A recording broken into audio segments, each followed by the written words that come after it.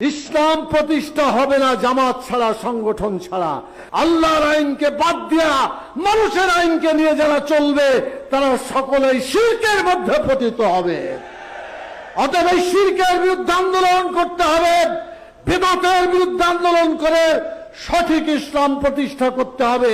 শুরুতেই আজকে যারা নির্বাচিত কেন্দ্রীয় কমিটির সদস্য নির্বাচিত হয়েছেন, কেন্দ্রীয় সভাপতি সহ সকলের জন্য দোয়া করি আল্লাহ তাআলা যেন সঠিকভাবে আরো গতিশীলভাবে শ্রমিক কল্যাণ ফেডারেশনকে পরিচালনা করতে পারেন।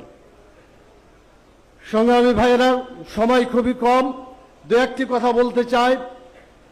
আমরা দুনিয়াতে অল্প দিনের জন্য এসেছি।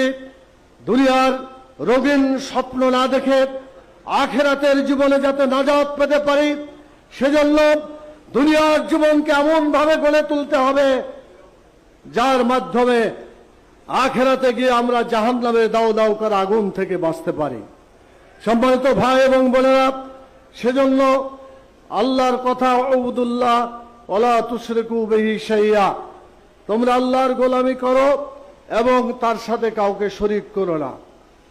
আল্লাহর সাথে শরীক করা হবে মানুষের আইন দিয়ে। যদি দুনিয়া পরিচালিত হয়, রাষ্ট্র পরিচালিত হয়, আল্লাহর আইনকে বাদ দিয়া মানুষের আইনকে নিয়ে যারা চলবে তারা সকলেই শিরকের মধ্যে পতিত হবে। অতএব এই শিরকের বিরুদ্ধে আন্দোলন করতে হবে, বিদআতের বিরুদ্ধে আন্দোলন করে সঠিক ইসলাম প্রতিষ্ঠা করতে হবে, যেভাবে মুহাম্মদুর রাসূলুল্লাহ সাল্লাল্লাহু আলাইহি ওয়াসাল্লাম ইসলামী রাষ্ট্র কায়েম করেছেন। প্রিয় ভাই এবং বোনেরা, আরেকটি কথা বলতে চাই। শ্রমিক এবং মালিক আল্লাহ তাআলা সৃষ্টি করেছেন, কাউকে সচ্ছলতা দিয়ে, কাউকে দারিদ্রতা দিয়ে। এটা আল্লাহ তাআলার একটা নিয়ামত। এই কারণে যদি আজকে শ্রমিক না থাকতো, আজকে বড়লোক যারা আছে তারা কেউ দুনিয়াতে ভালো মতো চলা ফেরাও করতে পারত না এবং তাদের খাওয়া দাওয়ার ব্যবস্থাও হতো না। অন্যদিকে আল্লাহ তাআলা সচ্ছলতা যদি কারোর মধ্যে না রাখতেন, তাহলে শ্রমিক সমাজের রিজিকের যে ব্যবস্থা আল্লাহ করেছিলেন সেটাও বাধাগ্রস্ত হতো। অতএব শ্রমিক মালিক আমরা ভাই ভাই, আমাদের মধ্যে কোনো পার্থক্য থাকবে না। আল্লাহ তাআলা বলেছেন যে মুসলমান মুমিন মুমিনের ভাই।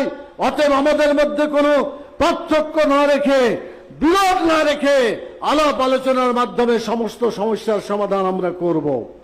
একটু আগে মিয়া গোলাম পরোয়ার ভাই সেক্রেটারি জেনারেল তিনি বলেছিলেন ট্রেড ইউনিয়নের কথা।